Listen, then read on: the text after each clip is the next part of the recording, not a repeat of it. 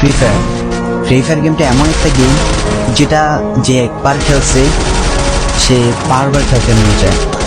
প্রথম পারবে না, চেষ্টা করতে করতে যখন পেরে যায় তখন আর ছাড়ে না। আর এই গেমটা যারা একবার খেলছে, যার মনে একবার জায়গা করে নিয়েছে, সে কখনোই গেমটা বলতে পারবে না। সে যদি 1 দিন 2 দিন 7 দিনও না খেলে, সে 7 দিন পর আবার ঠিকই এই গেমটার ভিতরে ঢুকে। কারণ এই গেমটা কখনো কাউকে কষ্ট দেয় না, এই গেমটা সবসময় সবাইকে আনন্দ রাখে। এই গেমটাতে আমি অনেক সময় কাটাইছি, আর এটা আমি কখনো ভুলতে পারবো না। এই গেমটা আমার কাছে এমন একটা গেম যেটা কিনা আমি বলে বোঝাতে পারবো না।